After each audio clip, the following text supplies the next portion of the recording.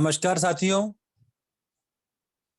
ज्ञानदूत कार्यक्रम के अंतर्गत आपका एक बार पुनः स्वागत है।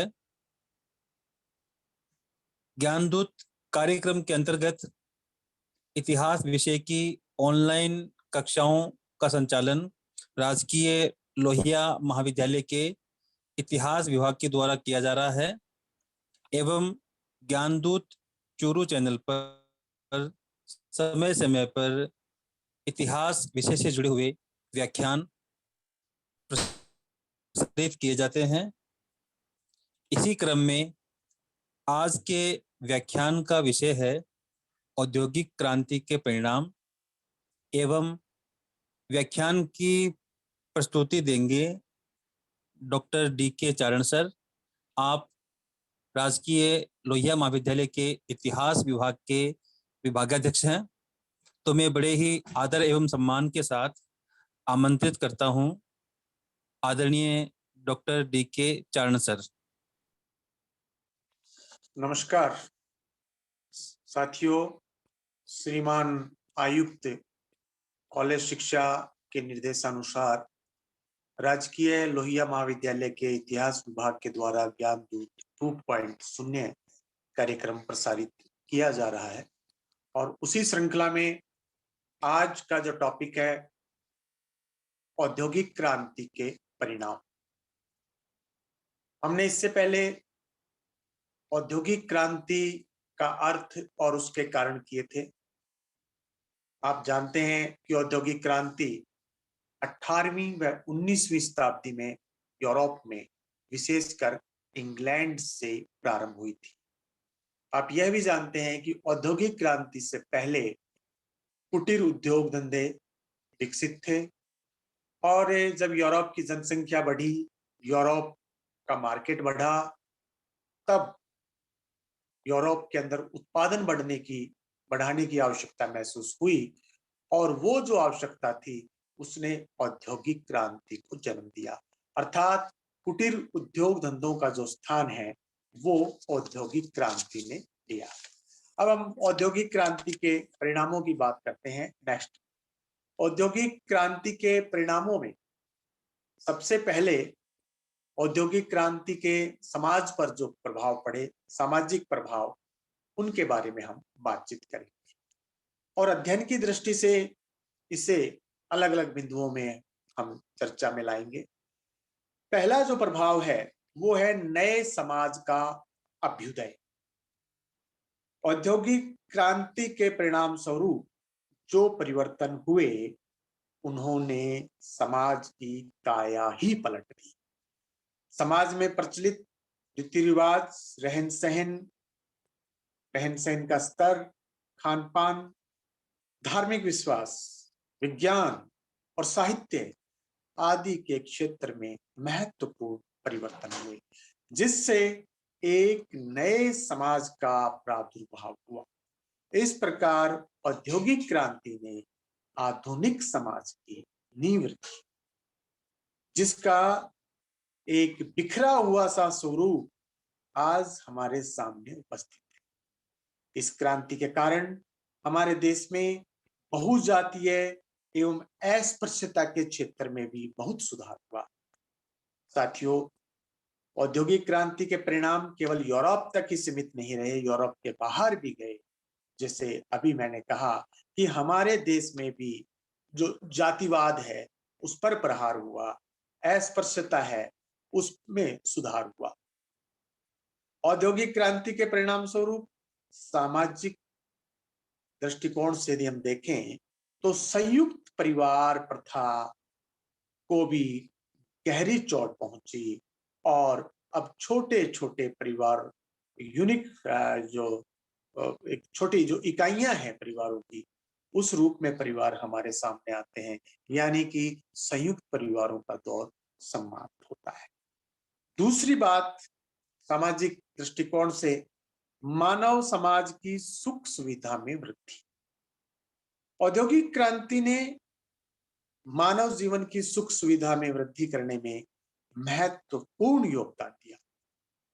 आज जो ग्लैमर हमें दिखाई पड़ता है, भोग विलास की वस्तुओं की मांग दिन प्रतिदिन बढ़ती जा रही है, अच्छा वस्त्र, सुगंधित तेल, पाउडर, साबुन, परफ्यूम, फर्नीचर और दूसरे हाउस आर्टिकल्स, यातायात के आरामदायक साधन, मनोरंजन के बढ़िया साधन, ये सब औद्योगिक क्रांति के परिणाम स्वरूप हुआ। और साथियों, ऐसा नहीं कि औद्योगिक क्रांति 19वीं शताब्दी में आकर के रुक गई। आज भी कोई ना कोई नया इन्वेंशन, नया आविष्कार हमारे सामने आता रहता है। और तो इस प्रकार से जब लोग बाग की आवश्यकता इतनी हो गई, तो इनकी मांग, जो भी आर्टिकल्स थे, हाउस आर्टिकल्स थे या दूसरे, उनकी निरंतर बढ़ती गई। पूंजीपति लोग समाज में अपनी प्रतिष्ठा और प्रभाव को बनाए रखने के लिए शान शौकत से रहने लगे। इसका जन साधारण पर बहुत प्रभाव पड़ा और उसमें भी जीवन स्तर को उन्नत बनाने की इच्छा जागृत हुई। कुल मिलाकर के मनुष्य सुखपूर्वक जीवन व्यतीत करने लगा। वही मनुष्य जो पुनर्जागरण के समय हमने पढ़ा कि उसको समझाया गया था पादरी के द्वारा और सामंत के द्वारा कि जीवन कष्ट प्राप्त करने के लिए मिला है, इसलिए इस जीवन में सुखी रहने का, प्रसन्न रहने का कोई हमें अधिकार नहीं है। लेकिन पेट्रक मानववाद को लेकर के आए और उस मानववाद के कारण मनुष्य का जीवन सुखी हुआ और औद्योगिक क्रांति ने सुख सुविधा के संपूर्ण उपकरण मनुष्य को प्रदान किए। इसके अलावा साथियों, औद्योगिक क्रांति का एक यह प्रभाव भी हुआ सामाजिक दृष्टिकोण से, मानव समाज का नैतिक पतन हुआ। औद्योगिक क्रांति के कारण मानव समाज का जो पतन है, नैतिक पतन, वह प्रारंभ हो गया। इस क्रांति के कारण संयुक्त परिवार प्रणाली का पतन, हमने अभी उसका अध्ययन किया। उसके स्थान पर छोटे छोटे परिवार विकसित हुए। इन छोटे छोटे परिवारों में सिर्फ पति, पत्नी और बच्चे, बस इनका इतना ही दायरा था, जिसके कारण पारिवारिक प्रेम का स्रोत सूखने लगा। अब नारी को स्वतंत्रता प्राप्त हुई, उसे भी पुरुषों के समान अधिकार मिले। अब वह पुरुष पर आश्रित नहीं हुई। इस प्रकार स्त्रियों को भी पुरुषों के समान दर्जा प्राप्त हुआ। उस समय मजदूरों को कारखानों में 12 से 14 घंटे तक कठोर श्रम करना पड़ता था। इसके पश्चात वे बुरी तरह थक जाते थे और उस थकान को उतारने के लिए वे शराब पीते थे, जुआ खेलते थे, वैश्यागामी हो जाते थे। इस प्रकार पुरुषों के चरित्र में, स्त्रियों के चरित्र में एक जो है पतन हमें देखने को मिलता है। उसी दौरान साथियों, मध्यम वर्ग का उदय होता है। औद्योगिक क्रांति से पहले समाज में दो वर्ग थे, एक अमीर और दूसरा गरीब। लेकिन औद्योगिक क्रांति के फलस्वरूप मध्यम वर्ग का तेजी से विकास हुआ, क्योंकि उस समय अकाउंटेंट्स की आवश्यकता हुई, उस समय सुपरवाइजर्स की आवश्यकता हुई, इंजीनियर्स की आवश्यकता हुई, डॉक्टर्स की आवश्यकता हुई, टीचर्स की आवश्यकता हुई, प्रोफेसर्स की आवश्यकता हुई। तो उस समय जो विभिन्न प्रोफेशनल्स की आवश्यकता हुई थी, चाहे वो मैनेजर हो, उनके कारण समाज में एक नए वर्ग का उदय हुआ, जिसको मध्यम वर्ग कहा गया। इसके अलावा साथियों, औद्योगिक क्रांति के परिणाम, सामाजिक परिणाम में एक यह भी रहेगा, श्रमिकों की दयनीय अवस्था। क्योंकि कारखानों में जो काम करने वाले मजदूर थे, वो करीब 14 घंटे तक काम करते थे। बड़ा दयनीय उनका जीवन था और जितना वो श्रम करते थे उतनी मजदूरी उनको मिलती नहीं थी। इस प्रकार यदि काम करते हुए किसी मजदूर की 14 घंटे काम करते हुए, निरंतर काम करते हुए थकान के कारण, अनिद्रा के कारण कोई दुर्घटना हो जाती, मृत्यु हो जाती, तो उसके परिवार को किसी प्रकार की राहत भी नहीं मिलती थी। उस समय मजदूरों के जीवन की सुरक्षा पूंजीपतियों को नहीं थी। ऐसे जो मजदूर थे, वहां उन तंग कोठरियों में रहते थे, जिनमें ना हवा आती थी, ना धूप आती थी, सीलन भरी कोठरियों में रहते थे। एक कोठरी में कितने कितने लोग रहते थे। तो वैसे भी मजदूरों की उन हालत जो है बड़ी दयनीय थी। तो ना चिंता उन फैक्ट्री के मालिक को थी और ना ही उनकी चिंता राज्य को थी। तो ये एक दयनीय जो स्थिति है वो हमें औद्योगिक क्रांति के दौरान मजदूरों की देखने को मिलती है। नेक्स्ट, अब साथियों हम बात करेंगे औद्योगिक क्रांति के आर्थिक प्रभावों की। आर्थिक प्रभावों में पहला बिंदु हम यह ले सकते हैं कि दैनिक जीवन की वस्तुओं का सस्ता होना। क्रांति से पहले रोजमर्रा में जो उपयोग होने वाली वस्तुएं थी उनका उत्पादन गृह उद्योग धंधों के द्वारा होता था, यानी कि कुटीर उद्योग से, और इस कारण से वो महंगी होती थी क्योंकि उत्पादन सीमित होता, कम मात्रा में होता था। जनसंख्या की वृद्धि के कारण वस्तुओं के मांग में वृद्धि होती गई और कुटीर उद्योग इसकी पूर्ति करने में समर्थ नहीं थे। औद्योगिक क्रांति के कारण उनका उत्पादन दिनों दिन बढ़ने लगा। कुटीर उद्योगों का स्थान कारखानों ने लिया। कारखानों में उत्पादित वस्तुएं उद्योग धंधों से निर्मित वस्तुओं थे से अधिक सस्ती थी, अधिक सुंदर थी, अधिक स्मूथनेस उनके अंदर थी। वो बनावट की दृष्टि से, देखने की दृष्टि से और कीमत की दृष्टि से वो वस्तुएं जो है एक आम आदमी को बड़ी पसंद आ रही थी। तो उस समय औद्योगिक क्रांति के दौरान जो दैनिक जीवन की वस्तुएं थी वो सस्ती। एक हम यह ले सकते हैं कि रहन सहन के स्तर में वृद्धि हुई, क्योंकि अब औद्योगिक क्रांति के दौरान नई नई वस्तुएं आ रही थी। पिछले समय से हम देख रहे हैं जैसे कि मोबाइल आया, मोबाइल के बाद में फिर और अपग्रेड मॉडल आए, एंड्रॉयड आया, तो अब आदमी को उसका आदी हो गया है।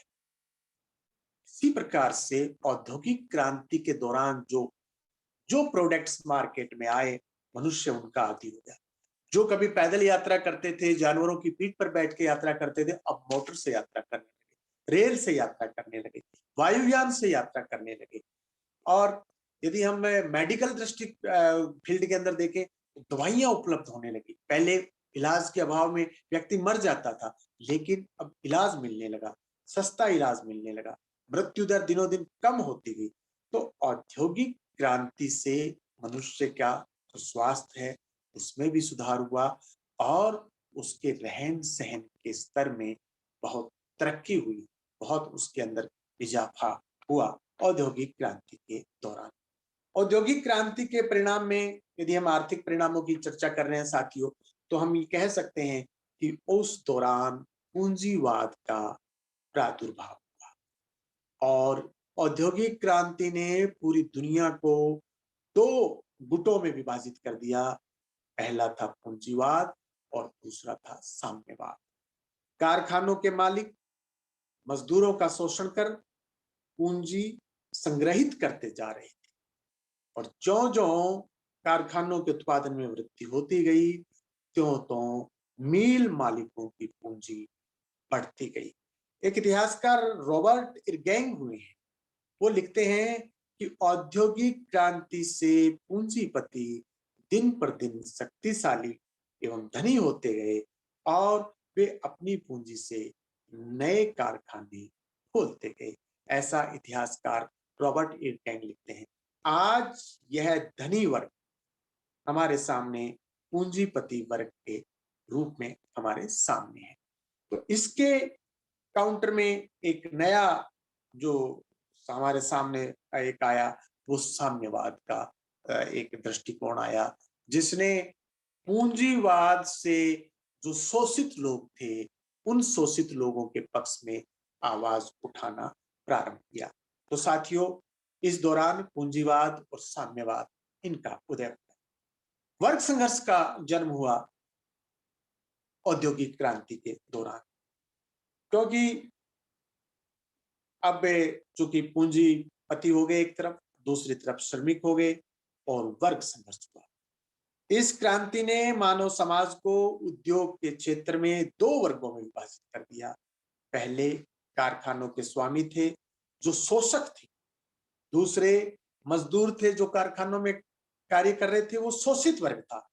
पूंजीपति वर्ग मजदूरों का शोषण कर अधिक से अधिक धन कमाना चाहता था, जबकि मजदूर संगठित होकर अपने अधिकार प्राप्त होना चाहता था।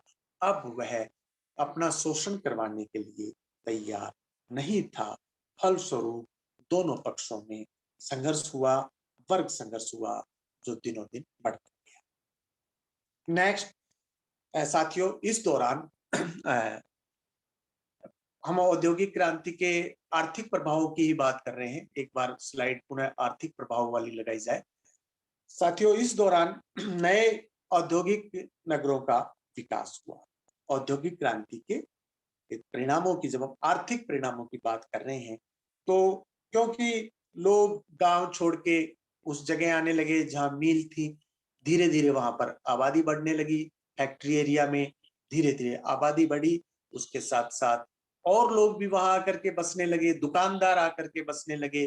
कोई के परचूनी के सामान वाला, कोई फल सब्जी वाला, कोई बाल काटने वाला, कोई वस्त्र सिलने वाला, स्कूल खुलने लगे, वहां पे टीचर्स आकर के रहने लगे। तो धीरे धीरे जो वो छोटे कस्बे थे, वो बड़े शहरों के अंदर परिवर्तित होते गए, उनकी आबादी बढ़ती गई और उन नगरों का विकास होता गया।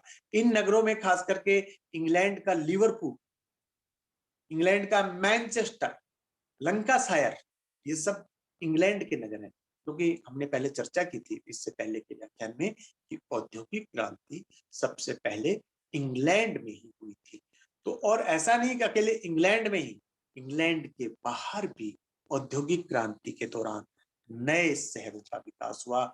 चाहे भारत की ही बात क्यों न की जाए, जहां कलकत्ता हो, मुंबई हो, वहां पर जब नई नई फैक्ट्रीज लगने लगी, तो उनका भी उस दौरान नगरीकरण बढ़ने लगा। औद्योगिक क्रांति के आर्थिक परिणामों में नेक्स्ट है गृह उद्योग धंधों का पतन।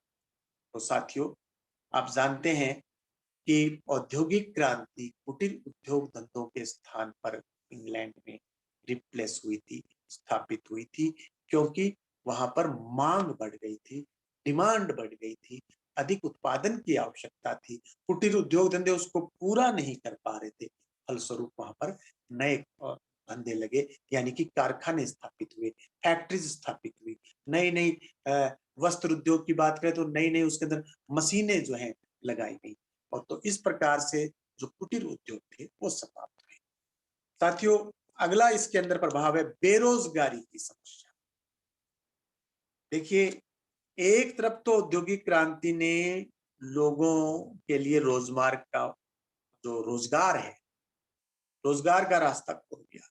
वहीं दूसरी ओर हजारों लोगों को बेरोजगार भी कर दिया। एक कारखाना हजारों मजदूरों को रोजगार देता है, यदि हम, कारखाना तो आज भी है, यदि वो आज भी हजारों लोगों को रोजगार देता है, तो लाखों लोगों का रोजगार छीन लेता है।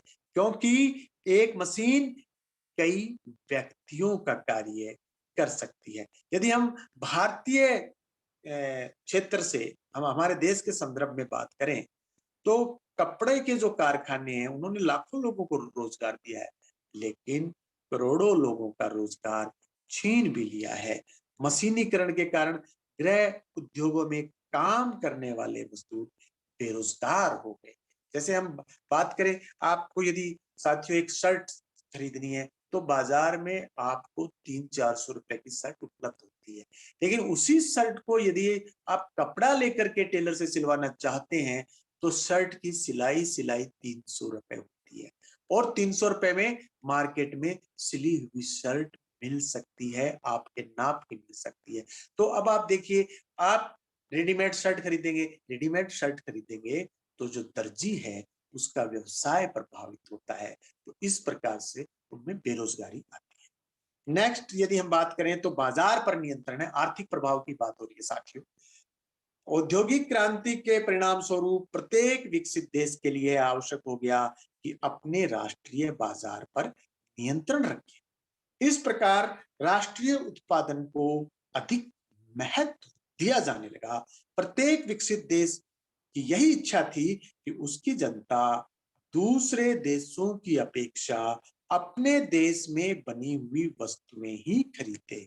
तो देश अब इस स्वार्थ के कारण टैक्स पॉलिसी बनाने लगे, चुंगी कर की जो है इसी प्रकार से लगाने लगे कि जो दूसरे देश से वस्तु आती है वो महंगी हो जाए और हमारे देश में जो वस्तु है वो सस्ती रहे, ताकि लोग उसको खरीदें। तो बाजार पर सरकार के द्वारा, राज्य के द्वारा नियंत्रण करने के जो कार्य हैं वो औद्योगिक क्रांति के दौरान हमारे सामने साथियों आते हैं।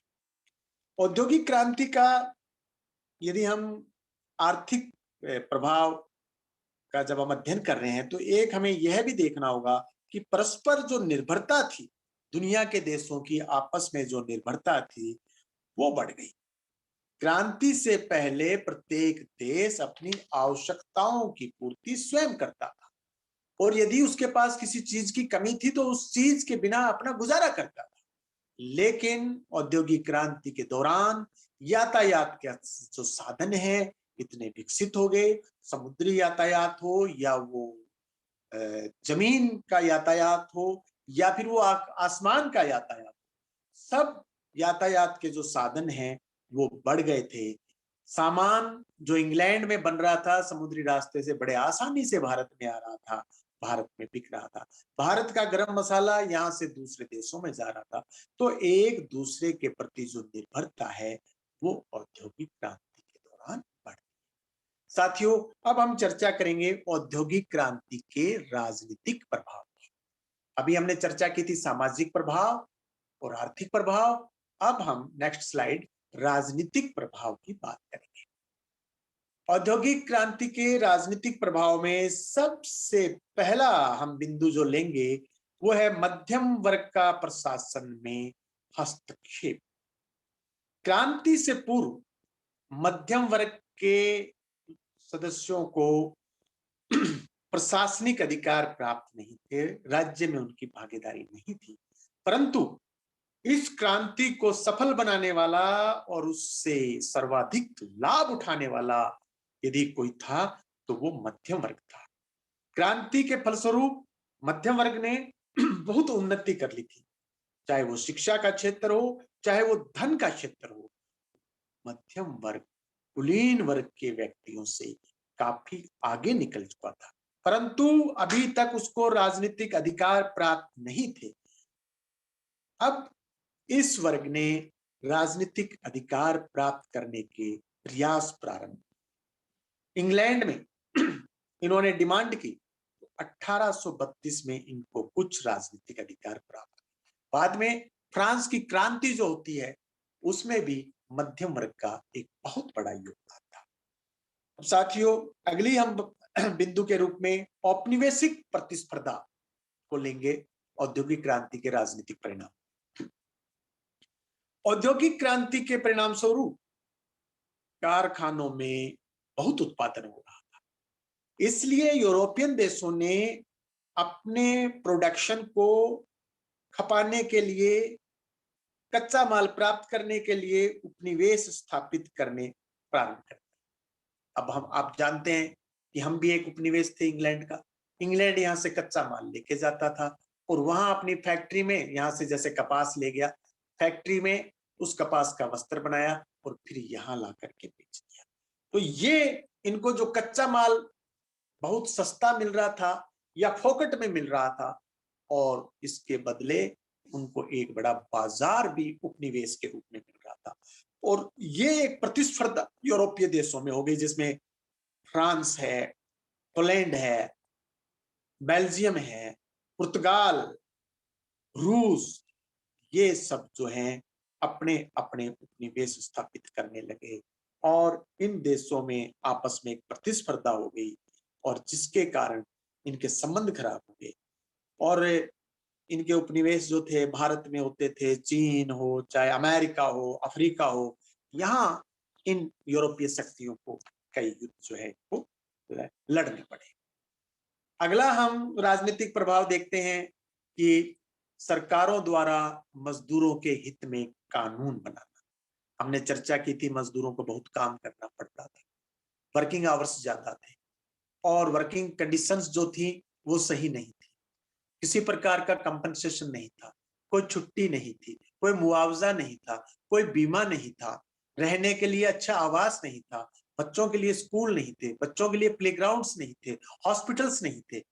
अब इनकी डिमांड मजदूरों की तरफ से होने लगी और सर्वप्रथम 1802 में एक कानून बनाया गया जिसके द्वारा यह निश्चित किया गया कि निर्धन व अनाथ बच्चों से सप्ताह में केवल 62 आवर्स काम में लिया जाए, 62 घंटे। 1809 में एक कानून और बना जिसमें यह कहा गया कि 9 वर्ष के बच्चों से 12 घंटे से अधिक काम नहीं लिया जा सकेगा। 1822 में बच्चों के काम करने के घंटे और कम कर दिए गए। स्त्रियों के लिए यह प्रतिबंध लगा दिया गया कि वो कोयले की खान में काम नहीं करेंगे। इसके अलावा मजदूरों के जो वर्किंग आवर्स है धीरे धीरे वो भी 8 घंटे तक कर दिए गए। उनके निवास की व्यवस्था ठीक होने लगी, स्वच्छ आवास उनको मिलने लगे, बच्चों के स्कूल, बच्चों के लिए हॉस्पिटल, ये बहुत सारी चीजें जो है बच्चों के साथ साथ मजदूरों को बीमा वगैरह भी मिलना लगा, मजदूरों की ऑर्गेनाइजेशंस भी जो है वो मिलने लगी। तो इस दौरान यह एक राजनीतिक प्रभाव हुआ कि मजदूर संगठित हुए, अपने अधिकारों की मांग की और उनके अधिकारों की जो है वो पूर्ति भी की गई। राजनीतिक प्रभाव में साथियों समाजवाद, मजदूरों की दशा सुधारने के लिए एक आंदोलन प्रारंभ हुआ जिसे हम समाजवाद के नाम से जानते हैं। समाजवाद का अर्थ समाज में आर्थिक और राजनीतिक समानता की स्थापना करना, यह समाजवाद का अर्थ है कि आर्थिक रूप से सब और सामाजिक रूप राजनीतिक रूप से सब समान। इस दिशा में सर्वप्रथम एक अंग्रेज उद्योगपति रॉबर्ट ओवन ने कदम उठाया और उसके प्रयासों से मजदूरों की हालत में बहुत कुछ सुधार। समाजवादी जो विचारधारा की बात होगी, समाजवादी विचारधारा की बात होते ही हमारे जहन में एक नाम आता है, कार्ल मार्क्स का, जिसका समय है 1818 से 1883। उसने समाजवाद को अमर बना दिया। कार्ल मार्क्स के प्रयासों से ही श्रमिकों में समाजवाद की भावना का प्रचार हुआ, प्रसार हुआ और फिर किसानों और मजदूरों की स्थितियों में सुधार भी हुआ। तो इस प्रकार साथियों निष्कर्ष के रूप में निष्कर्ष के रूप में हम कह सकते हैं कि औद्योगिक क्रांति के जो परिणाम हुए वो सामाजिक दृष्टिकोण से भी महत्वपूर्ण थे, वो परिणाम आर्थिक दृष्टिकोण से भी महत्वपूर्ण थे और राजनीतिक दृष्टिकोण से भी महत्वपूर्ण थे। इस क्रांति ने एक और जहां मानव जीवन को सुख सुविधा से परिपूर्ण बनाया, वहीं दूसरी ओर साम्राज्यवादी विचारधारा को भी प्रोत्साहित किया और साम्राज्यवादी विचारधारा के कारण आपस में देशों में एक प्रतिस्पर्धा हो गई और फिर संघर्ष, उनके अंदर संघर्ष की स्थिति पैदा हुई और आगे चल करके इस कारण दुनिया को प्रथम विश्व युद्ध भी देखना पड़ा। तो हम निष्कर्ष में कह सकते हैं कि औद्योगिक क्रांति के प्रभाव अच्छे भी थे, जैसे मजदूरों की स्थिति सुधरना और दूसरे जो हमने सामाजिक, आर्थिक और राजनीतिक बातें की, वो स्थिति सुधरना और साथ साथ दुनिया को एक विश्व युद्ध देखना पड़ना, ये महत्वपूर्ण जो है बातें थी। साथियों आप सबका बहुत बहुत बहुत बहुत धन्यवाद।